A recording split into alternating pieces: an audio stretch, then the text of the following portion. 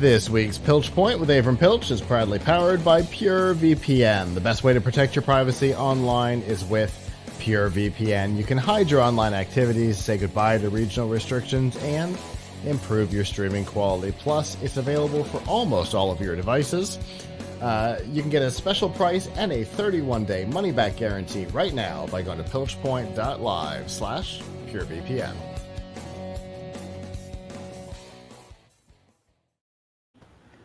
All right, Avram, it's that time of year.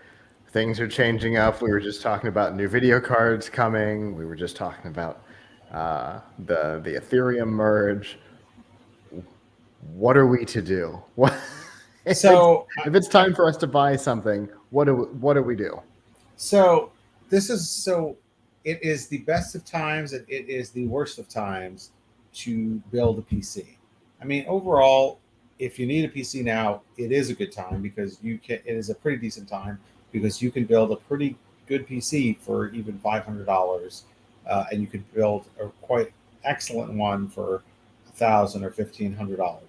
But if you are looking toward, having a really powerful gaming PC that is on the cutting edge, then we are at an inflection point because we fully expect within the next 2 months to see new graphics cards from Nvidia and AMD, and we expect to see new CPUs from AMD and Intel.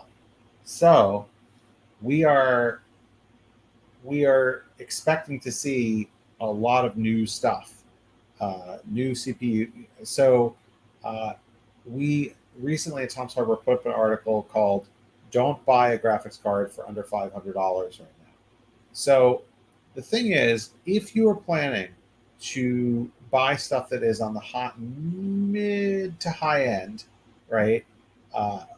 Something that's say above a 3070 in terms of on the sort of hierarchy of chips, then you should wait because there's a decent chance that NVIDIA's new, we don't know exactly what models they're going to come out with, whether they're just going to start with the top tier of like a 4090 that replaces a 3090, or they're going to go all the way down to a 4080, 4070. But it's almost certain that the mid to lower stuff for these new platforms isn't going to come out until sometime in 2023. So unless you want to wait a really long time, you probably can feel safe today buying a graphics card that costs less than $500 because it is not going to immediately be replaced, and it probably won't drop that dramatically in price because the immediate replacement for it isn't coming onto the market yet. However, with the utter collapse of crypto mining, we may see some nice discounts across the board, particularly on things that are, say, the level of a 3060 or a 3060 Ti or an AMD RX 6700 or 6800 graphics card, because folks who were using cards for mining now cannot. Mining on the PC for the moment is pretty much over, because now anything could change. But as you mentioned earlier, the great merge happened this week, which is that Ethereum, the most popular cryptocurrency that people mine with PCs, Bitcoin is more popular, but is not mined with PCs. It's mined with ASIC computers, which are completely different, custom computer just for mining. They changed the way that they mine from a proof of work, which required your card to do all these calculations, to a proof of stake. And so the need to have all of these high-powered video cards doing the mining for you has gone away. If you do the calculations, which we have, it would take you 20 years to break even on a 3080 or 3090 card if you bought it today and started mining today. Granted, I doubt your card would last for 20 years of 24/7 mining anyway. But the point is, there mining on the PC, at least for now, is over, as the other currencies are not nearly as popular or profitable. Although who knows, maybe with Ethereum making this change, you'll see more attention for some other coins. But whatever the case, um, this seems like a time where you can get pretty good deals on, mid to low range graphics cards. Things that are in the sort of high end are likely to be replaced. Now, what about CPUs? Well, we know that within the next couple months, or even the next few weeks, we're probably going to see the launch of the new AMD Ryzen series and the new Intel Raptor Lake uh, chips. And they're both obviously going to be faster than the prior models. And the Ryzens are supposed to be quite a bit faster, but than their prior AMDs.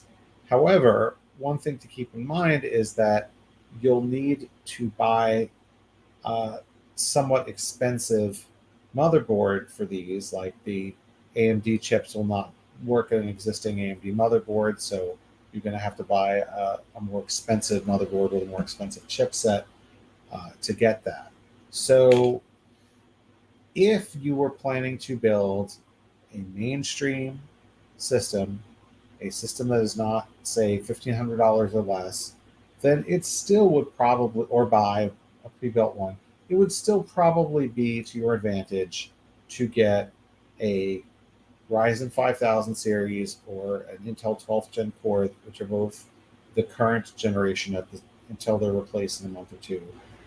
And you would, if you're planning to get something, that's sort of a, I don't know, $300 or less cheaper CPU, then you probably would not benefit a great deal from waiting. If you want to push the bleeding edge, then you might want to wait, but you're going to have to spend more on a motherboard. And if you're getting AMD, you're definitely going to have to spend more on RAM, because you're going to get DDR5 RAM. So those are things to keep in mind. As far as other components are concerned, we don't see, I mean, there may be some holiday discounts coming, but they won't, I don't think they'll be so significant that you'll cry if you bought, say, a new PCIe 4 SSD today, and then you find out and see on Black Friday that it's $20 or $30 cheaper.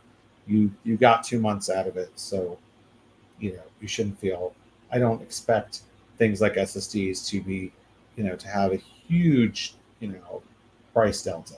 I don't expect things like cases or power supplies to have a huge price delta, and I don't really expect RAM to have a huge price delta. So I think really one has to think about the CPUs and the GPU when you're talking about components or buying a system with components in it. Also, by the way, I don't foresee any laptops getting these. These laptops will not get these new generation of graphics cards or chips until 2023. So you do not have to worry about, if I buy a laptop today, is there going to be a better card coming out in a month? No.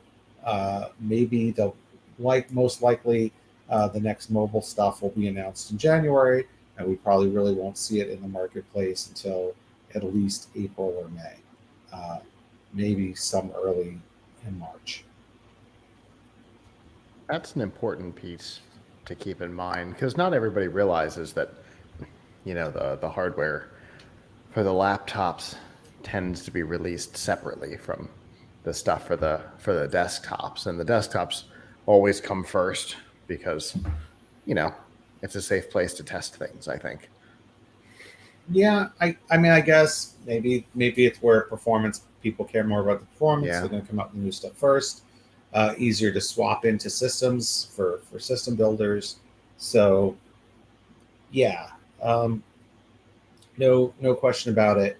I mean, I guess you could always say, I mean, the one question that you should always have when you're buying tech is, what is the cost of waiting? You know, you don't get extra months on your or years on your life because you waited to buy technology. So if you know, if you save, $20 by waiting 3 months, it might not really be worth it. If you're getting a slight, some more performance, but you have to wait 6 months to get it, there's always something better 6 months to a year out. Every year, there's new CPUs these days. Every year, there's new graphics cards. So, you can wait forever. And what we're really talking about is not really brand new functionality. We're talking about things getting faster, which is great. Fast is good, but let's keep in mind that they're not. It's just going to be iteratively better than today's chip. It's not going to, per se, allow you to do something. It's not going to turn your computer into a hologram or something. So it's not going to teleport you. It's just going to do the same tasks a bit faster. I would definitely wait a couple of months for the hologram computer or the teleporter. I'm just putting that out there now. Yeah. Yeah, it's really a case of trying to squeeze every drop out of the lemon is really kind of what we're talking about here. Far less so than huge, mind-blowing changes in the technology. Yeah, I mean, I think you'll see things over time with software that make you say, like, oh, hey, this is worth it. Like, one thing that we really haven't seen a game take advantage of yet is direct storage, right? So with the new with PCIe 5 SSDs, which aren't out yet, and the new AMD platform with direct storage, maybe you could see a situation where games are loading a lot faster, but right now we don't see any games that really take advantage. So yeah, makes sense. It always takes, that's the thing, right? There's hardware or platforms can get all these new features, but if they don't get taken advantage of by the software, then where's the benefit, right? It's if nobody builds software around the dynamic island on the iPhone 14 Pro, does the feature matter, right? It's all kind of the same. So yeah, direct storage, great. Are we using it? No. So hopefully we'll see some of that in the future. You said that this piece is already on the website? Yeah, well, we have a piece about not don't spend $500 more than $500 on a graphics card. I think we'll be working this week on a broader piece about which things to wait for and which things to buy now, but in general. But I think we continue to cover these changes. I mean, I think you'll be seeing a lot of coverage from Tom's Hardware of new graphics cards and new CPUs in the weeks ahead. Yeah, it does seem like it, and I definitely look forward to it. As always, I appreciate the information, and I look forward to what we talk about next.